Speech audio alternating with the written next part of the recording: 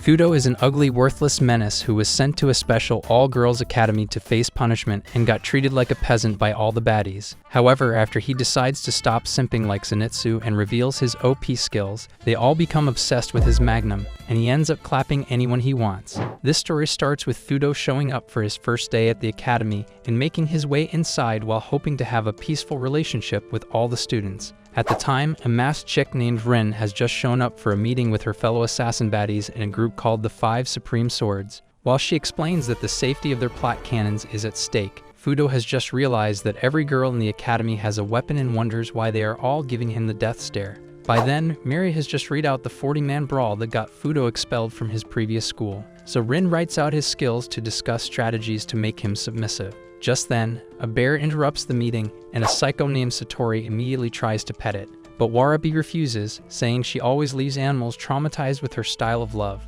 Rin then tries to pronounce his name correctly, but a 10/10 hottie named Amo teaches them how to say it properly. At the time, Fudo is struggling to believe his eyes as he stares at a plus-size drag queen with 18th century makeup. When he asks Kusuo if he intentionally got his face stuffed with spoiled Botox, Kusuo gets pissed at him for making jokes and explains that every guy in the academy has been turned into a brain-dead femboy by the Supreme Swords. After Fudo says he will never be caught looking like a starved version of Pennywise, Kusuo warns him against resisting the natural order of things in the academy. Meanwhile, Mary tells Amu to leave the meeting because they all hate how she acts like she is better. But Warabi suggests hearing her out since she seems to know something about Fudo. When Sattorii asks if Amu will be the one making sure Fudo is put in his place, Ryan tells them not to worry about it, as he will be joining her class, which makes her the best person for the job. Amu then tells her to watch out for his special skill called the magic bullet and leaves. Several minutes later, Rin assembles all the girls in her class to welcome Fudo, who nearly empties his bladder upon seeing them at the door.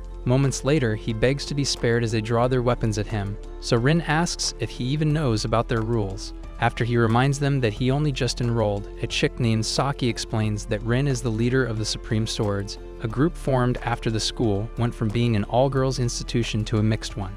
As a result of the sudden change, boys were always trying to clap any chick they could find until Rin and the Supreme Swords turned them all into spineless clowns. With the history lesson complete, Rin prepares to give Fudo the same treatment, so Kusuo says one last prayer for him. But then Fudo says it's not fair that they all have weapons drawn just for him. Upon remembering what Amu told them about him, Rand says his only choice is to live according to their rules, and they all drop their weapons, causing Kusuo to think the worst is over. Just as Fudo refuses to accept their terms, they draw their weapons again, but he still says he will never take orders from an insecure midget who hides her scarecrow face behind a mask. Rin then swears to beat the madness out of him before the next bell, but he becomes the Flash and sneaks a peek at Saki's goods before getting to the window. After telling her to wash her plot covers properly, he jumps out to escape Rin, and Kusuo watches while wondering how he can be so disobedient. While running, Fudo asks Rin if they can take the chase outside school grounds, but she says he needs a permit for that. Just as she slices off his tie, Tsukuyo, who is still in class, tells a chick named Nono to open the window, and Nono runs out after seeing them fighting. While Tsukuyo sits back to listen, Rin unleashes a flurry of attacks to stop Fudo, but he easily evades all of them, so she takes a step back to compliment his footwork. When he tells her to stop thinking he is one of those worthless beta clowns like Kusuo, she starts using a special breathing technique to surpass her body's limit. Once she starts attacking again, Warabi watches as Fudo keeps dodging until one of her slices nearly carves out his heart. He then tries to take her down, but she evades it and gives him an instant facelift before explaining her new technique. Realizing that he also has to step his game up, Fudo pulls out his blade-resistant gloves to make it easier to block her attacks. Meanwhile, Warabi gets comfortable being a spectator with her booster seat, while Kyoba replaces her in class for attendance. As the fight rages on, Mary and Sattorii start to worry as they are just a few minutes away from hearing the next bell. When Fudo suddenly trips over a root, Rin goes a wall and unleashes an endless barrage of slices while he desperately tries to keep blocking them, hoping that he will eventually get an opening once she runs out of breath. The next moment he slips, and she tries to land the final slash, but he moves out of the way and finally manages to touch her side. Just as she commends his efforts and prepares to finish him off, he activates a special breathing technique and channels all his energy into a palm blast that sends her flying while everyone except Amu watches in shock. While explaining how he forged the technique, he gets closer and blocks her punch, but then she asks if he just used the magic bullet. He immediately holds her down to ask where she heard the name from, but then Nono attacks and causes him to lock lips with her. After he runs back to argue with Nono, Rin gets back up and struggles to hide the embarrassment, so they apologize and beg her to put the sword away. Later that night, Nono, who has just finished bathing, sees Mary coming in and quickly tries to leave. But Mary stops her so they can talk about what happened with Rin, as she is planning to be the next to discipline Fudo. Just then, a dwarf version of Rapunzel named Choka shows up and claims to be the only one capable of taking Fudo down. But she gets into an argument with Nono, who wants the exact same thing so she can take revenge for Rin. Meanwhile, Fudo is in the boys' bath,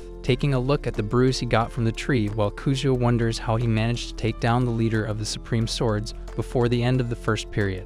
Once inside the bath, he explains how he spent the entirety of his early years mastering that one technique and asks Kusho about the permit for leaving school grounds. After Kusho says he has to get a stamp from Rin, they start heading to the room, and he further explains that he also needs stamps from the other girls in the Supreme Swords to get the final pass. Just then, Fudo gets a headache, so Kusho offers to give him some aspirin and explains how to order the stuff he needs from the student menu. When Fudo says there is no way he became a human beluga from the stuff on the list, Kusho admits to knowing a smuggler but says it will cost extra to get the good stuff. The next day, Fudo tries to appease the girls in class with cake, but they all run off to avoid getting their lips assaulted by him. He then asks Saki where Rin is, but she calls him stupid for having the guts to show up and tells another classmate named Miggy to roast him. After Miggy tells him that Rin fell sick, likely because she caught something from his mouth juices, he leaves and meets up with Kusho to ask if the girls have lunch in their dorm rooms. Kusho says it won't make any sense, as the dorms are far from the cafeteria, but then he realizes why Fudo asked and tries to talk him out of it. Meanwhile, Rin has just woken up, so she checks her temperature and gets pissed at Fudo for causing her sickness. After minutes of thrashing around, she notices that her body is craving another aggressive smooch and struggles to accept that she actually liked the kiss. Just then, she senses someone approaching and puts on what is left of her mask before Fudo climbs into her window. As she tries to take a swing, he stops the sword and gets up close to ask why she is pushing herself despite being sick, causing her love hormones to skyrocket. After obsessing over how good her room looks, he hands over the box of cakes before taking a close look at her and saying she is actually cute. Upon seeing how embarrassed she gets, he asks why she can't just take it off completely, but she refuses and says she won't be able to go out without it. When he finally asks for the permit, she tells him to forget about ever getting it because they only give it to the most respectful students who won't destroy the school's image in public. He then asks if students wear their uniforms outside, but she gets confused by the question and accuses him of wanting to see her in regular clothes. Fudo decides to go with the flow and says he does, so she decides to give him the permit while acting like it's just her way of paying him back for the cake. When he jokes about thanking her with another kiss, the fever zaps her brain, so he tries to catch her, but her melons start to pop out. Just then, Nona brings in food for her, but upon seeing Fudo kneeling over Rin, she loses it and activates all the traps in the dorm, while he runs for dear life. Moments later, Choka hears the sirens and sees Fudo running away, so she pulls out her whip and apologizes to Nona in advance for taking him down first. After stopping him, she introduces herself as Mary's little sister and head of the Junior 5 Swords before promising to make him pay for his crimes. Upon finally catching up to him, Nono explains how Choka randomly created a foreign baddie personality for herself when she is really just a pathetic wannabe who just wants to take over as head of the Junior Swords. As Choka ignores her to attack him, she steps up and tells her to back down, giving Fudo enough time to put on his gloves. They both then decide to fight him until one of them wins, and everyone in school gathers around their windows to watch. Sattorii, who has just gotten to the roof, also gets excited to see if he will treat both of them like Rin, but Nano easily forces him back with a nasty combination before taking her stance. Just as he realizes that it's the same technique Rin uses, Choka reintroduces herself by cutting his arm with the whip. As she prepares for another attack, they explain that he is about to endure a level 2 correction and say the only person who has survived it is Amu. After he dodges all of Choka's attacks, Nono charges in, but he easily blocks her as well. They both then try to combine their attacks, but he decides to use the whip to his advantage and suggests working on their partnering skills before unleashing the magic bullet to blast Nono into Choka. After the attack leaves her cakes exposed, he gets close to finish them off, but then Nono remembers what happened to Rin's lips and starts crying. Choka tries to help, but the fear also gets to her, causing him to have to defend his dignity from the entire student body as they call him a PDF worse than Drake. On his way back from school later on, Rin gives him the pass with her stamp on it. After he thanks her and leaves, two girls run up to tell her what happened, and she gets heated again before passing out. Hours later, Choka's trauma continues to increase, and Mary thinks of ways to end Fudo while waxing her melons. The next day, Fudo gets to class and meets Rin waiting at the door again. But this time, the rest of the girls, including Kusuo, stay back as they are too scared and disgusted to approach him. Rin then pulls out her sword and tells him she is going to become his supervisor for the sake of protecting everyone from his creepshow activities. Hours later, Choka barges in on a couple of caked-up baddies in the shower and eventually finds Mary having dinner. Mary tells her not to worry about Fudo, as she is planning to permanently damage his sausage, but then Choka explains what actually happened. At the time, Nano has just finished telling Rin the truth about the fight as well, but Rin still plans to take action against him. Meanwhile, Fudo is enjoying his evening with an extra-large Otaki magazine, while Kusuo explains the danger he is in with Mary and Rin. As Kusuo warns him of the lengths the girls could go to for revenge, Fudo asks about the person rumored to have survived a level 2 correction from the both of them. Kusuo then tells him how Amu used nothing but her hands to rip open Rin's melons, while Mary got her sword broken in an instant and was left powerless. Upon hearing this, Fudo loses interest in his magazine, as Amu begins to sound a lot like the deranged psycho that drank his insides after ripping them out. After asking for more details and learning that she is a girl, he becomes convinced that he has the wrong person and brushes it off. The following day, Rin wakes him up and manages to get his name right for the first time. When he comes out, she asks if he has already manhandled another chick's cakes, so he starts trying to explain what actually happened with Nono and Choka, but she admits to already having all the details of their fight. She then pulls her sword out and says he still has to be supervised at all times before looking through his bag to make sure he is clean.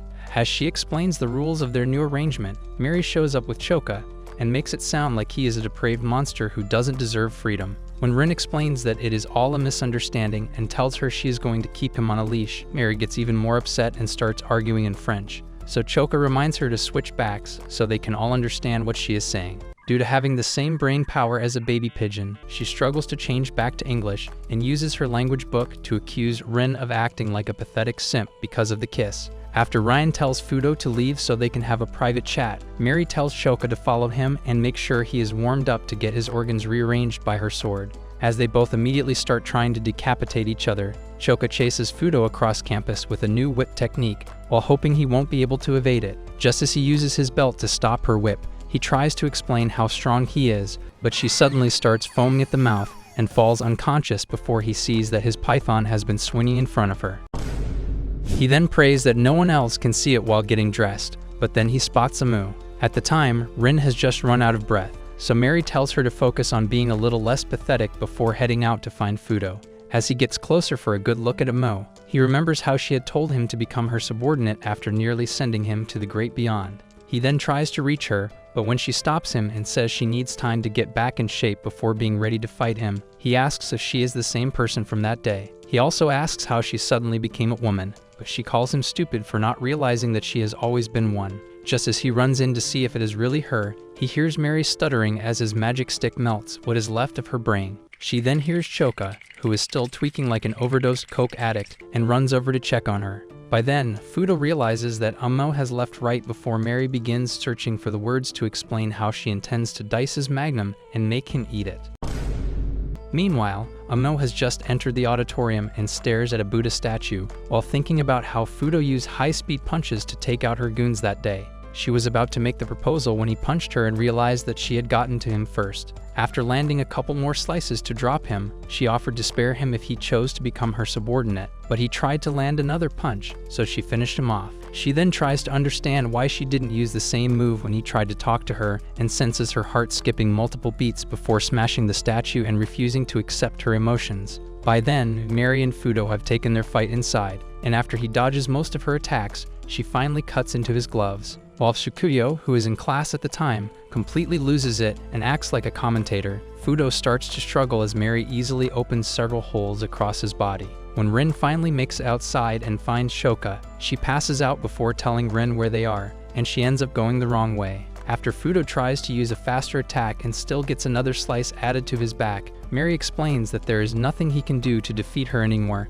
as she has taken out all his strong points with her blade. Deciding to risk it all, he charges in for a tackle, and she also predicts it before stabbing him again. But this time, he uses his Otaki magazine to block it. She immediately jumps back to gain some distance, thinking he still can't land a hit, but then he uses the book to give her a concussion and gets close enough to activate the magic bullet to blast her away. Humiliated by her loss, she asks to be put out of her misery, but he completely ignores her and is more focused on his ruined magazine. When she starts acting weird while asking if he is going to treat her like Rin, he refuses, and she starts having an existential crisis because the rejection makes it sound like she is ugly. As a last-ditch effort to redeem herself, she offers her melons to him, but he still refuses. She then asks if he prefers cakes, so he explains that he also likes milkers, but she is just making it too easy, causing him to lose interest. As soon as he asks for her stamp on the permit, she opens up her melons and stuffs the stamp into them, giving him no choice but to reach for it. You sussy baka! After he still manages to stop himself at the last moment and refuses, she finally accepts that not every guy is shameless. Just then, he hears a voice that sends shivers down his spine and sees Rin. Without even giving him a chance to explain, she starts slicing until Mary tells her what happened, but leaves out the part where she was rejected. After agreeing to stamp the permit, she decides to also supervise him with Rin and starts arguing with her over who has more rights to him. At the start of the following week, Fudo tries to have his lunch and asks the girls for some privacy, but they refuse, claiming that he has to be monitored at all times. To distract them, he says their kitty stinks worse than spoiled tuna, and while they try to cover it up, Warabi returns from her trip with Kyobo. She then hopes for a grand welcome from everyone on the Supreme Swords, but they are all too busy trying to send Fudo up to the Lord, so she decides to take matters into her own hands. At the office shortly after that, she sets up a board to review Fudo's case and decides that Mary and Rin need to be punished for letting their emotions cloud their judgment. She then asks for votes, and Sattorii, being the only one who cared to show up, says she couldn't care less about her plans and only asks that she put on a good show while humiliating Fudo. Moments later, Tsukuyo struggles to get food while Warabi assembles her loyal subjects to cook up a scheme. Later that day, everyone goes out for gym class, but they all get distracted by something, so Fudo decides to check it out and sees that someone was able to strap his half-ton roommate up to a cross. He immediately tries to help Kuzuo down, but Rin stops him, and Mary says they have something much worse to worry about. Just then, Warabi shows up on the roof and unveils her plan to become the school's force of correction before letting down a banner for a festival of death. As she continues yapping about world domination, Fudo interrupts to ask why they crucified Kuzuo, and she tells him it is punishment for the box of cakes he snuck in. She then offers to free him and also give Fudo her stamp for his permit on the condition that he has to beat a series of challenges. The others immediately demand to know what she is trying to do, but she tells them not to bother with the questions because it has already been approved before blasting them with water. After all the other students return to their classes, 3 girls who call themselves the Warabi Musketeers show up. As Tsunemi, Kinyue, and Nico show off the approval slip from Warabi and Sattorii against the girls, they feel betrayed by their fellow swords and ask why. Warabi then explains that she has to be strict on them because it is the only way they will stop obsessing over Fudo's third leg. Their faces instantly turn red, and they try to deny the allegations while claiming that they are simply carrying out their duties, but as they start arguing over him again, Warabi interrupts to start the event by revealing a sumo ring. Seeing the ring gets Fudo excited, but Rain tries to rip out his ear and explains that it is nothing to be happy about. After Mary tells him their best shot at winning is to scale through the first challenge without issues, they tell him about the last time Warabi set a student on fire and chased him with gasoline until one of the academy's buildings burned down. As Warabi's musketeers throw some sumo belts and tell them to get dressed, they try to explain that the belts can be worn over their clothes, but Fudo has already started stripping. The next moment, Choka and Nano run in and command the musketeers to stop disrespecting their sisters. After blocking their attacks, Tsunemi knocks out Nono's baton before flipping her over, and Choka gets distracted by the takedown, so Kinyue shoves the baton into her guts before telling her to pay attention to her fights. Upon realizing that the girls are in over their heads, Mary and Ren stop the musketeers and force Nono and Choka to drop their weapons before helping them up while promising to get revenge. Warabi's girls then tell them to focus on the match first and ask if they need help putting on the belts, but then they see that Fudo is done with his. After pulling him aside to ask for help, Rin's intrusive thoughts start to slip out as he pulls the sumo belt in between her cakes, while Mary becomes terrified. After wedging the belt far up her dump truck to the point where she can barely walk, he tries to help Mary, but she begs Rin to do hers instead. When they get to the ring, Rin notices that Mary is still upset about the belt and apologizes for letting Fudo manhandle her without realizing that she is actually pissed because he finished off with her a lot faster than she expected. As they both argue about it, the camera crew begins broadcasting the fight to everyone in school until the girls realize and try to hide their cakes. When Fudo steps into the ring and asks the musketeers which of them he has to take down first, they ask who gave him permission to start in the first place. As Warabi's girls tell him that his opponent is already in the ring, Kyobo jumps down and almost gives him a stroke. He immediately asks why they are setting him up against a colossal death machine, so Warabi explains that Kyobo is one of the musketeers and says the dwarf with the bowl cut is actually just a stagehand who got lost. Mary and Rin then tell her that it is illegal to put them up against Kyobo, so she promises to let them all off the hook if even one of them manages to take Kyobo down. Before they can decide on the first person to get their brains clawed out, Fudo tosses them his jacket and claims he can handle it. Once he stretches out and enters his stance, Warabi smashes her soda bottle to signal the start of the match. Fudo immediately charges in to tackle Kyobo and manages to push him back, but then Kyobo raises his razor-sharp claws to split him in half. Right then, Fudo channels his energy to unleash the magic bullet, but Kyobo redirects it, so Fudo decides to attack his spine next and almost paralyzes him. Kyobo then tries to counter again, but Fudo evades the attack and sweeps him off the ground before grabbing his belt from behind. After he manages to lift Kyobo up, they all tell him to stop because he might get crushed by the weight, but he reminds them of the years he spent fighting against skilled sumo wrestlers. He then carries Kyobo all the way to the edge before suddenly dropping him and jumping back to dodge his attack. Just as he thanks Warabi's girls for being sloppy with Kyobo's belt, it falls off, and he explains the sumo rule that results in a loss if a fighter's belt unravels during the match. As Kyobo turns to hide his baby maker, Fudo fist bumps the girls while the shock causes Warabi to fall off the fence. As her musketeers rush over to make sure she is okay, she tells them to strategize and yanks out her sword to make sure Fudo fails the rest of the challenge. As Kyobo walks off in shame, Fudo looks up at Kusho and still can't figure out how Warabi got him up there despite being the size of a gnome. Just then, he realizes that everyone else seems to have vanished, but Mary and Rin already have an idea of what comes next after the doors close. While her minions finish up her outfit, Warabi congratulates Fudo on winning the challenge and promises to give him the stamp as long as he can make it to the rooftop. As the camera crew gets into position to capture Mary and Rin's sumo cakes, Saki and Migi completely forget about the world around them to watch the show. Warabi then explains that Fudo is about to take on her most dreadful challenge yet, where he has to take on her 3 musketeers as well as 10 feminist soldiers who have been training for years just to show that men are useless. After the camera crew switches back to Rin's vanilla cake, they both take the girls out before telling Fudo that Warabi's challenge is a trap guaranteed to make him fail. He then tells them that he can't just abandon Kusho and says they should sit this one out to avoid getting hurt. But after tossing his jacket, they decide to help out. While they discuss strategies to start the challenge, Warabi listens with a secret camera to stay 2 steps ahead of them. Moments later, Fudo hears the girls struggling with their sumo belts and tries to help, but he ends up seeing their hot bods and almost loses his head. Just as he turns to leave, Nono and Choka give him an instant face tattoo and reluctantly ask him to give the girls a message. When Warabi finally opens the doors for the challenge, Mary and Rin find out about Nono and Choka's plan to take down the feminist army waiting for them. They try to scold him for letting them go, but he convinces them to trust the girls, and they actually manage to not be utterly useless for once until the 3 musketeers show up. While they continue fighting, Fudo tries to find a shortcut to the roof, but the girls tell him all the doors are locked, so he suggests breaking one down. Just then, Sattorii smashes through it and jumps off the edge to say hi before explaining how long she has been waiting to finally treat Fudo like the worthless thug he is. Moments later, Warabi watches as some girls in masks release Kusho right before the door gets blasted open, and Fudo asks if she's ready to finish the challenge. Upon seeing Mary and Rin, she asks if Fudo's sausage is really worth their dignity as members of the Supreme Swords,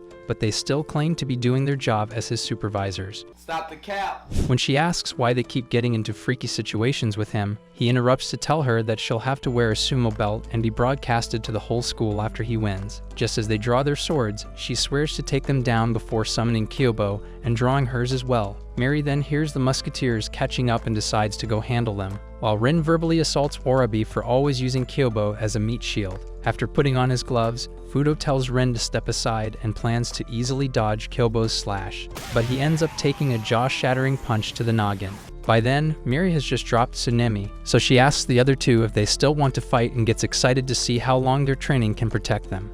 As Fudo demands to know when Kyobo developed lethal fists, Rin explains that he once sparred with Prime Ali and instructs him to continue the fight. With Kyobo occupied, Rin charges in for Warabi, but she easily dodges and draws first blood before asking Rin if she left her brain at home. While Fudo struggles to keep up with Kyobo, Mary finally scares off the musketeers, and Choka easily handles the rest of their army with help from Nono. Rin then manages to pull out the weapon Warabi left in her shoulder before accusing her of lacking honor, but Warabi reminds her that they have never been playing fair. Rin then tries using one of her dangerous techniques to get the upper hand, but Warabi blocks it again with her sword and jumps before landing a slice that knocks down Rin's sword and leaves her neck exposed. Rin manages to dodge it and nearly gets her melon sliced open, but then Warabi Karat chops her in the face. She then tries using her breathing technique, but Warabi still blocks it and kicks her away. After another battle of strength, Warabi overwhelms her and tries to take out her leg, but Rin dodges it and kicks her away.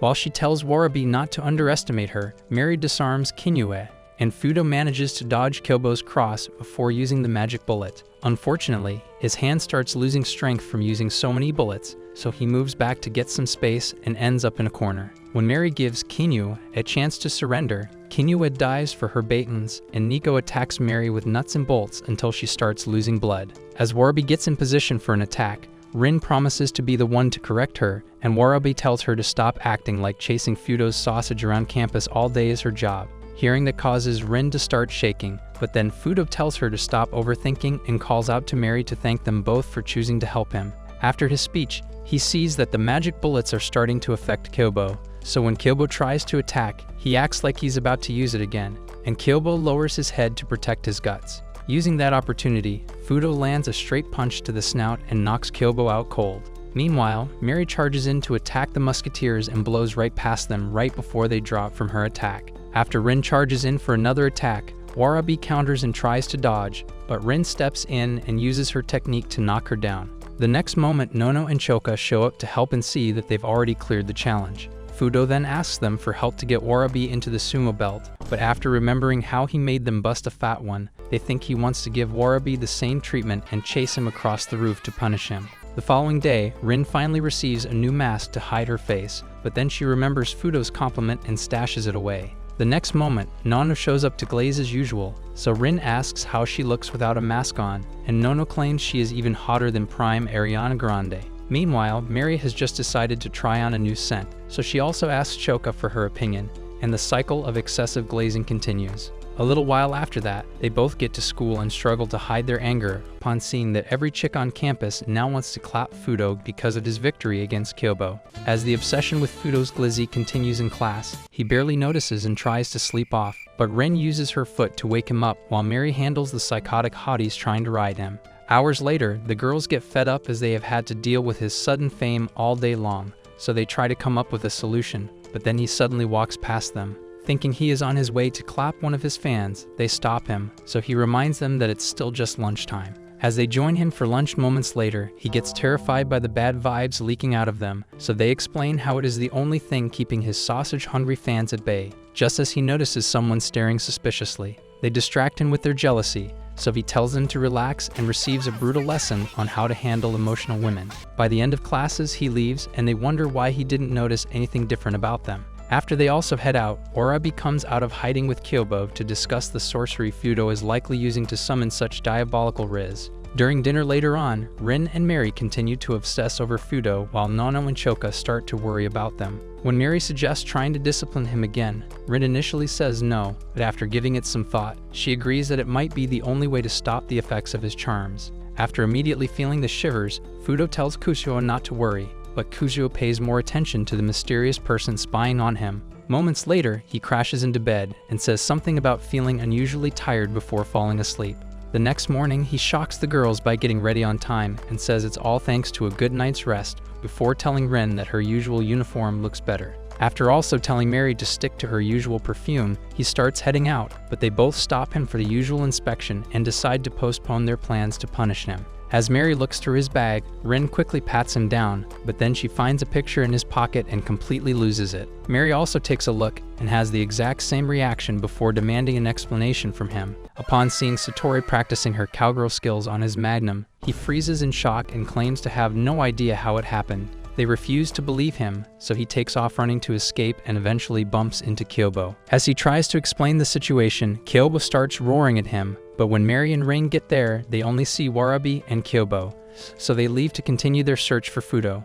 After he comes out to thank Kyobo and gets a face full of slobber, Warabi tells him she is actually a girl before asking him why the girls are trying to murk him. While she ends up laughing at how crazy his life has suddenly become, he gets upset and wonders what could have caused Sattorii to go that far. Just as she tells him that it's probably a plan to ruin what he currently has with Mary and Rin, he remembers that his little Johnny didn't rise to the occasion in the picture. Warabi gets confused, so he explains that there was a light beam blocking the good stuff, which means the original copy will show that he was set up. She quickly realizes that he plans to sneak into the girls' dorm to retrieve it, so she tells him that all their traps were modified after he first broke in. For some reason, he says that won't be a problem, but later that night, he ends up in a torture chamber receiving the beating of a lifetime from Mary and Rin as they continue to interrogate him. After several minutes of spinning him around while trying to flog the truth out of him, Mary stops them as she has just seen the scars across his body, so she tells Nono and Choka to set him down. On the way out with Rin, they try to figure out where the scars came from while he tries to catch his breath. Warabi then shows up to give him some bread before calling him a psycho for managing to pull off the plan.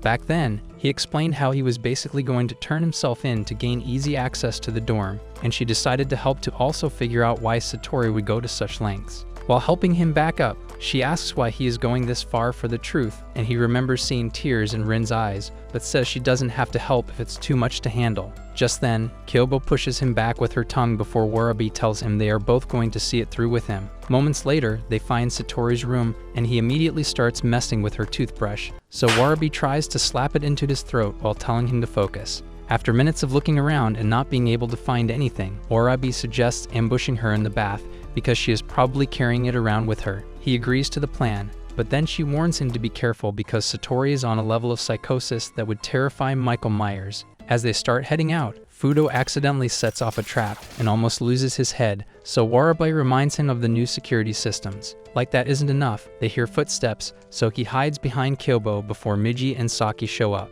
As they get closer, he realizes that his hands are on Kyobo's furry melons and causes her to reach Cloud 9, as he has no choice but to remain in the same position. When she reaches the climax point and drops, Warabi covers him up with her vanilla buns and keeps Miji and Saki occupied until a baby bear distracts them. After escaping, Warabi almost chops his head off but manages to hold back her anger before explaining that the bear belongs to Kyobo. At the dressing room moments later, she still can't find the picture after looking through Sattorii's plot armor, but then she notices something and calls him to see that Sattorii's sword is missing. Just then, a masked girl, who turns out to be Sattorii's right hand, shows up. Before he can figure out what she plans to do with a bamboo stick, she suddenly shoots out a dart, but Warabi blocks it just in time with her hand. Just as she tries to set up a plan with him, Sattorii comes out of the bath with her goods exposed and says she has been expecting him. After she covers up her milker so he can focus, Fudo tries to understand what exactly she wants from him before seeing the little pouch hanging from her neck. As he remembers what actually happened the other night, the psycho in a mask strikes again, but he easily catches it and tells Warabi that she was the one stalking him. When he says she probably found a way to slip a pill into his food by blackmailing Kusio, Sattorii tells him that Kusio had actually been helping from the start, causing him to realize that it all started when they let him down from the cross of shame. After the low-budget Deathstroke spent the entire day watching him, Kusio helped them both sneak in and left so Sattorii could strip for the photos. Somewhere along the line, he woke up, but she popped another pill and used her mouth juices to help him swallow it, which then caused him to pass out again. Sattorii then tells him that the original is safe in her neck pouch, so he starts thinking of a way to get it off her while Mary blabs to Choka about all the signs of Fudo's freaky nature that she ignored. Choka naturally supports every word she spits out, but when she says he probably also wanted to clap her, Mary remembers how he rejected her perfect milkers and tears up. To force her feelings away, she tells Choka to keep pouring and forces herself to believe that the grape juice is stronger than tequila. At the time, the exact same scenario is playing out in Rin's room, and Nono desperately tries to keep up with her obvious jealousy by saying she hated him right from when he stole her first kiss. While Rin immediately decides she has had enough tea for one night, Kusio has just gotten back to the room and starts to regret his betrayal before seeing Fudo's permit on the floor. Back at the bath, Fudo asks Sattorii why she randomly decided to climb his meat stick in the middle of the night, and she says it's because his face almost makes her want to throw up. As they continue talking, Rin gets ready for bed, but realizes that she can't stop thinking about Fudo, so she tries to give herself amnesia and leaves Nona wondering if she needs to call a psychiatrist. By then, Fudo has just put on his gloves to fight Sattorii, so she tells him to join her in the bath, but he asks if she can at least put on some clothes. After saying her plot is an important part of the fight, she squeezes a cheek to activate his magic wand, and he realizes that using the magic bullet will be impossible as he also has to control his brick. Warabi then kicks him into the bath and tells him to be extra careful before turning to face the masked psycho and immediately feeling the effect of her darts. She then stabs herself in the leg to regain her focus and gets ready to take her out. Meanwhile, Fudo is getting used to seeing Sattorii's plot and tells her it's better than staring at Kusho's flaps. After saying she has a question for him, she suddenly hits him with a surprise attack that blasts him through the glass before asking if he has a preferred torture method. Upon seeing that he blocked the stab with his glove, she switches to slicing, and although he dodges it on time, he still ends up with a cut on the side of his face. He then tries to reach for the picture,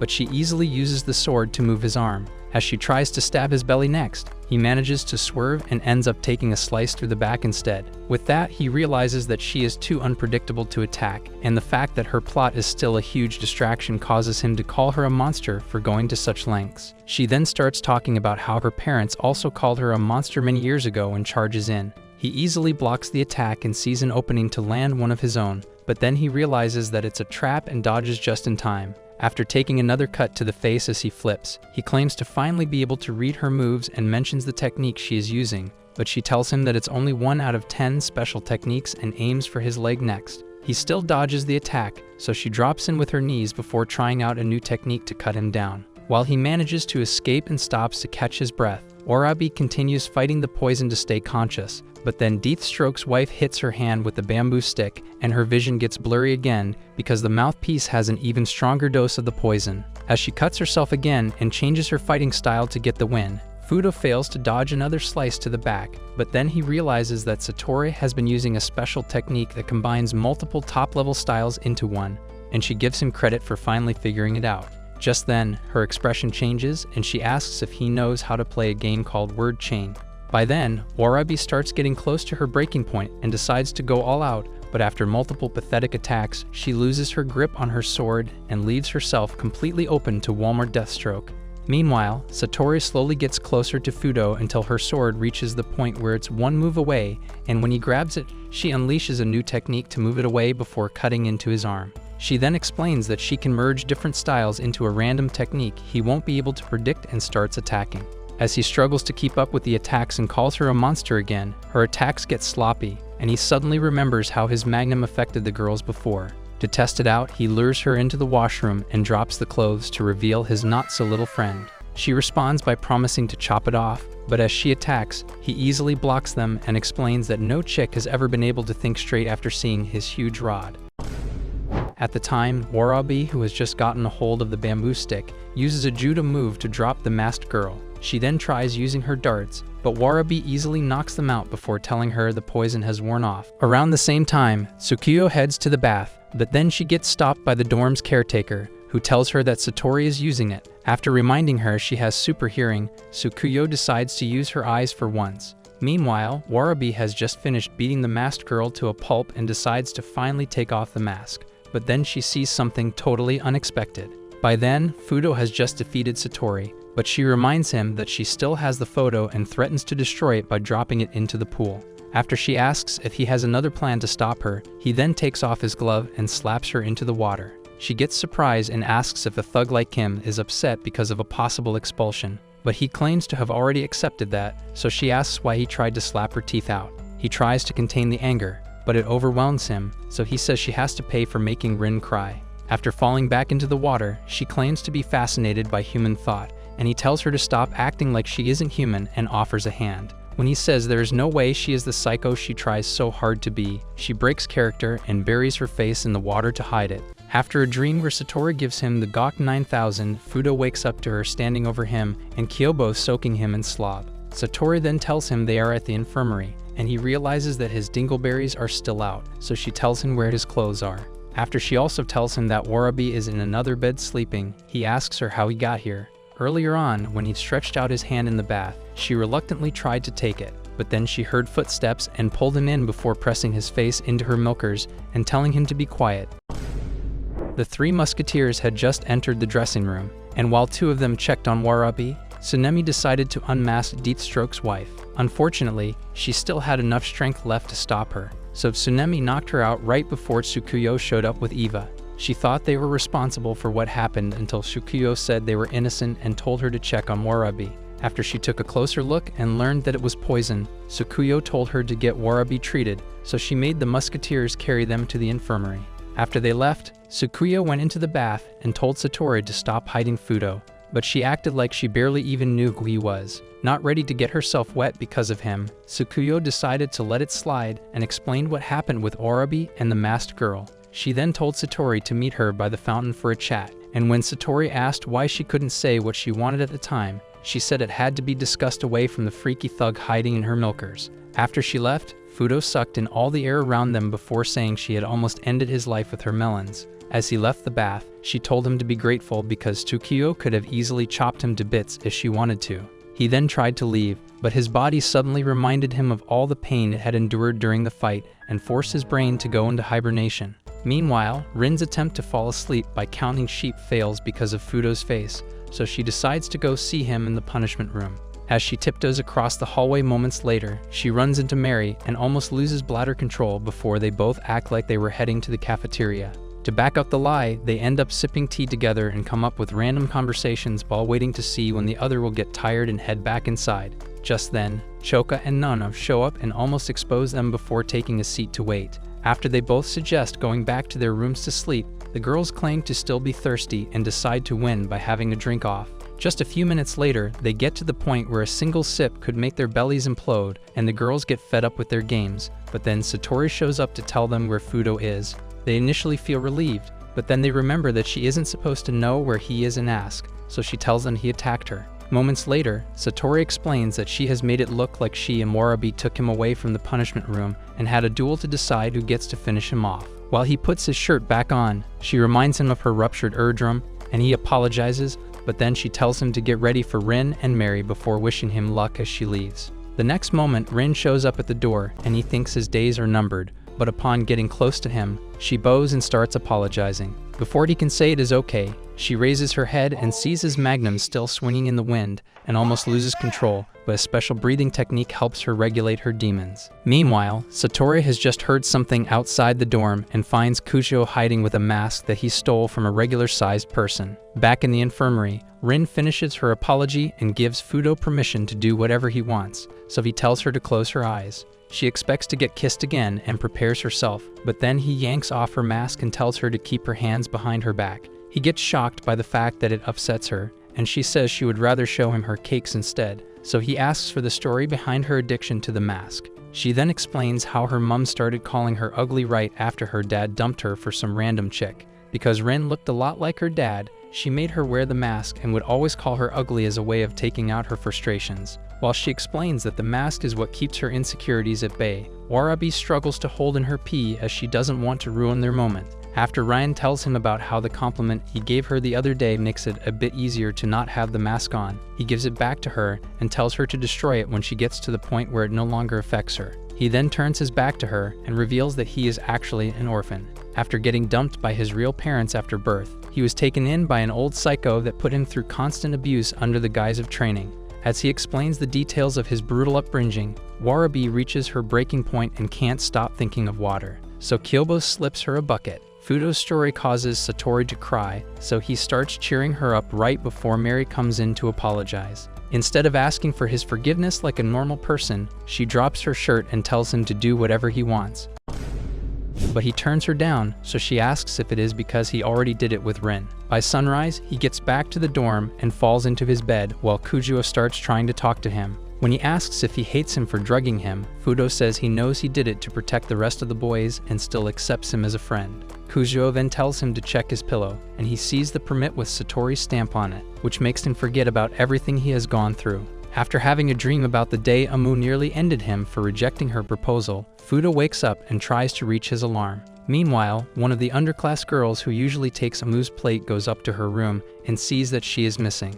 Later that morning, two newly reformed femboys hop in the shower to get ready, but then one of them hears something. Just as they try to focus on the bath, they see a wig floating outside the window and almost go number 2 as it terrifies them. Moments later, Fudo says the monster is probably also scared of how pathetic they look, but they ignore his insults and beg him to take it seriously. Kusuo also tells him that it might be an actual problem, but he says he isn't in the mood to deal with them and tries to sleep again.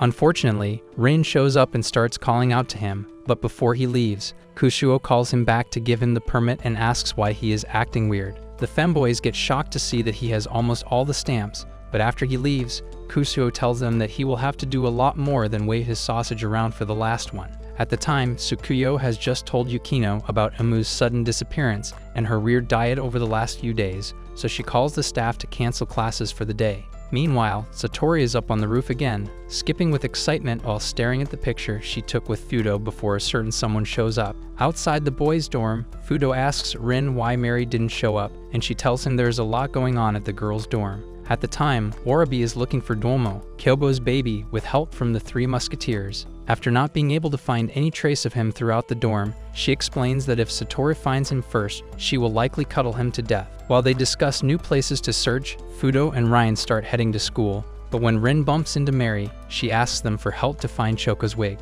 After saying she has refused to leave without it, she tells them to help her search campus for it. By then, Sattorii, who is still on the roof, keeps thinking about which of their issues to get involved with when a mysterious girl starts talking to her. As Mary keeps searching for Choka's wig, she hears Warabi talking to the Musketeers about Duomo and completely misunderstands everything Warabi says. She begins to think they have taken Choka's wig so Warabi can claim it as hers, and Fudo and Rin eventually find her still trying to understand everything she just heard. When Warabi also meets up with them to ask if they have seen Fudo, Mary starts yapping like a nutcase who just lost what was left of their brain. Seeing their confusion, Fudo explains that they are looking for different things, and they start arguing over which is more important. While trying to get them to work together, he remembers the drag queens from earlier on and realizes what is actually going on. For some reason, the femboys end up in the bath again and are just about to finish up when they see the monster again and lose bladder control. Just as Fudo gets there, they start throwing anything they can find until one of them grabs the monster and tosses it.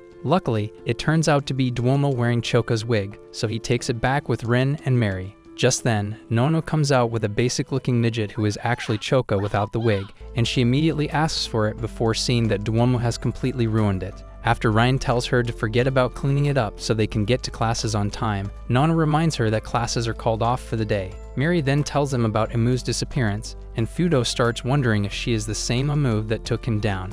They meet up with Warabi moments later to return Duomo, and while she is glad Sattorii didn't get to him first, she also can't shake off a weird feeling. Tsunemi then tells her something about the masked girl, who looks suspiciously similar to the girl trying to talk to Sattorii on the roof. They both turn out to be sisters, but when Misogi starts expressing her concerns about something, Sattorii slaps her and tells her to stop making her ears bleed. The next moment, Amu shows up and tells Sattorii she is doing too much before showing her a copy of the picture. After ripping it to pieces, she calls Sattorii a lunatic, but her response to that is to ask if she has seen Fudo anywhere. While talking about Sattorii and Misogi's relationship with the Musketeers, Warabi sees Amu on the roof with them and hops on Kyobo before telling them to stay away from the roof as she leaves. By then, Sattorii has just told Amu that she has places to be, so Amu lets her pass, but then she suddenly pulls out her sword to unleash one of her techniques. Somehow, she ends up being the one losing blood, as Amu easily counters with her razor-sharp fingers and promises to put an end to her madness.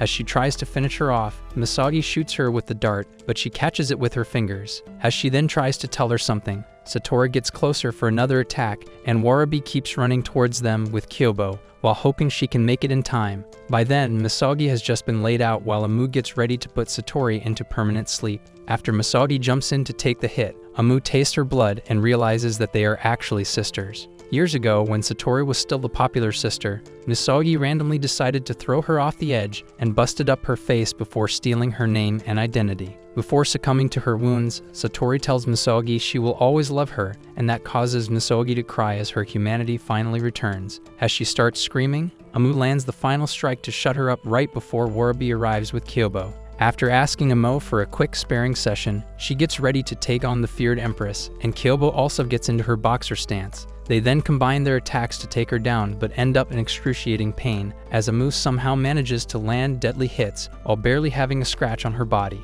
While she is calling Warabi stupid for even thinking they can stop her, Fudo keeps walking around with Kusuo until they spot Shukuyo. He decides to use the opportunity to get her stamp, but Kusuo starts freaking out and tells him she is the most dangerous of the Supreme Five Swords. He refuses to listen and keeps heading towards her, but when he gets close enough, she unleashes a slice at the speed of sound, and he freezes on the spot. After she stops herself and puts the sword away, he falls back and trips over a rock. Kujo then asks if he is okay, and he says he is, but then Tsukuyo tells him he would have been on a one-way trip to heaven if she hadn't held herself back. She then explains that the headmistress has put her in charge of him and made her give him 2 chances for a mistake. The incident in Rin's room and the fight with Sattorii have already terminated those passes, so it's time for his punishment. He tries to ask why she was put in charge of him, so she explains that it's because she is simply stronger and splits an innocent butterfly in half just to prove her point. When he asks her why she feels the need to attack nature, she tells him the flapping sounds disturb her hearing, and he realizes that she is actually blind. He also recognizes the super speed technique she used on the butterfly, which surprises Kusuo as he didn't know Fudo knew about swords. Tsukuyo also notices and calls him a fellow student after guessing he has probably endured a brutal form of sword training that makes it easy for him to handle himself against sword attacks despite only using his gloves. While they talk, Amu gets ready to finish off Warabi, but then Kyobo attacks again and almost squashes her with her weight. Using a combination of her techniques, Amu stabs into Kyobo's guts, and Fudo hears the sound of her body dropping. Before Amu can do the same to Warabi, Nico attacks her with a wrench and nearly gets her organs ripped out. Tsunemi and Kinu-A have also shown up by then, and Warabi tries to stop them, but they refuse to listen.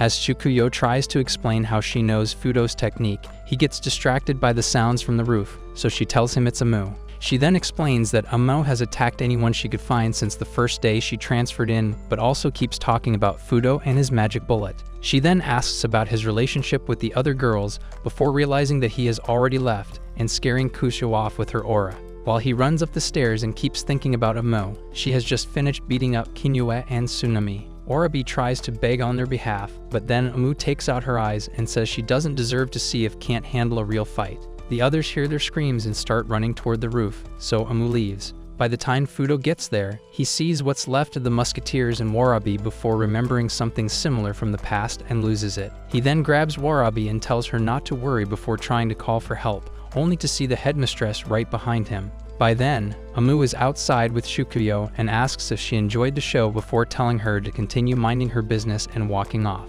Just then, Rin and Mary arrive with their sisters and demand an explanation for the screams they heard. Amu then tells them to come closer so she can give them a first-hand experience of what the screams are about. Back on the roof, Fudo gets worried about Warabi's eyesight, so the headmistress tells him not to worry about it and focus on the fight that is about to happen. He quickly walks over to the edge and watches as the girls draw their blades and charge in together to defeat Amu.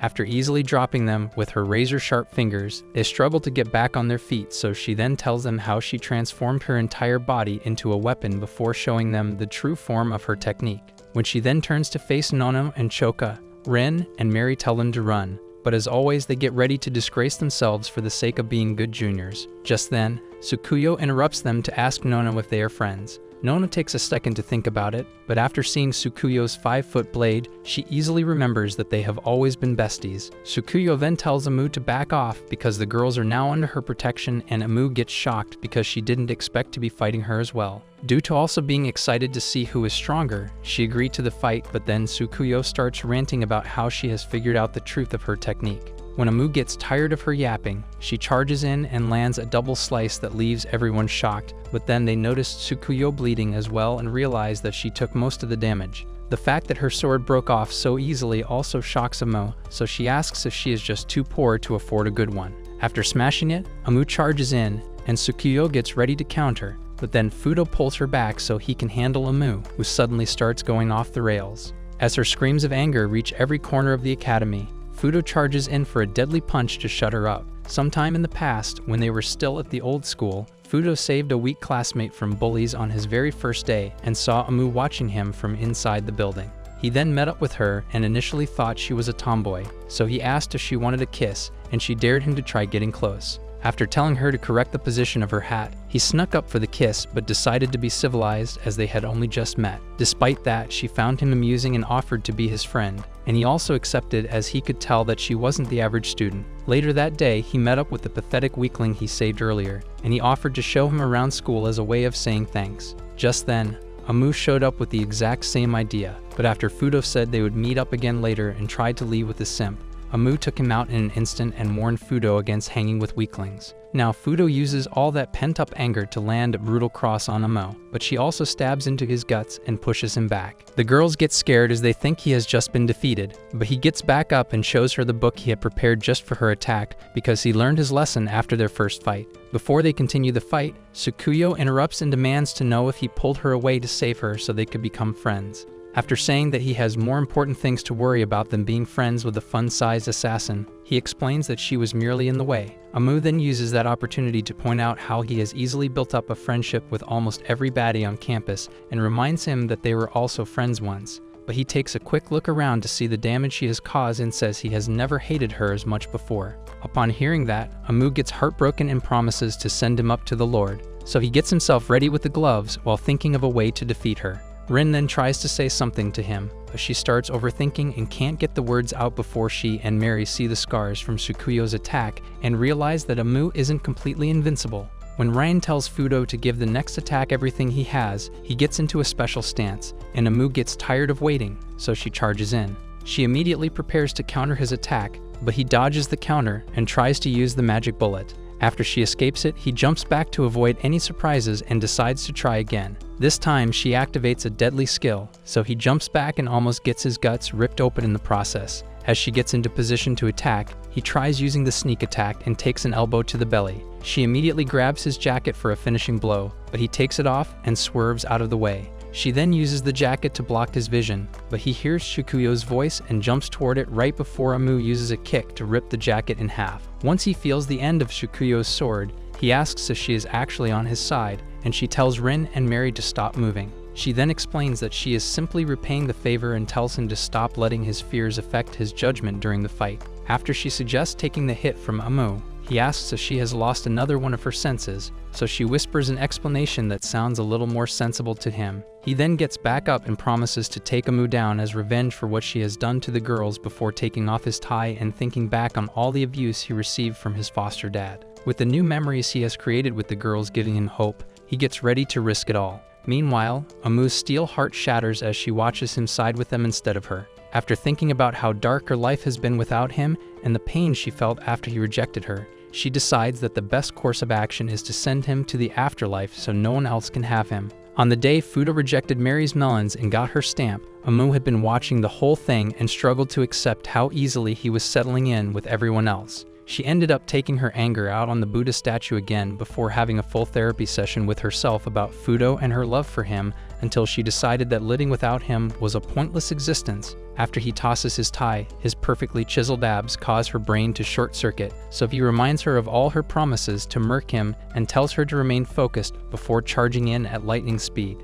As he gets closer, he remembers his last two attacks failing terribly during their last fight, so he decides to use his body to mess up her focus. Unfortunately, she still manages to stay focused enough to tear through his chest, but he still pushes past the pain and places his hand on her milkers before channeling the magic bullet to blast her away. Back then, he had used the magic bullet to blast her after taking the hit, but then he passed out from exhaustion, and she decided to make sure he never wakes up again. As she got closer to finish him off, his face began to tug at her heartstrings, so she decided to spend the rest of that evening staring at him while the rain soaked them both. By then, Amu has just gotten back on her feet, and the girls get shocked as they never expected her to survive the blast. But Fudo also gets back up and prepares himself for another round. He then cracks her jawbone with a brutal cross and almost gets his teeth knocked out as she returns the exact same energy. While they manhandle each other, Yukino is still on the roof, speaking on the phone with Tsukuyo's sister, who is excited to know what happens next. Tsukuyo then watches as Fudo and Amu keep destroying each other's faces and even seems happy about it.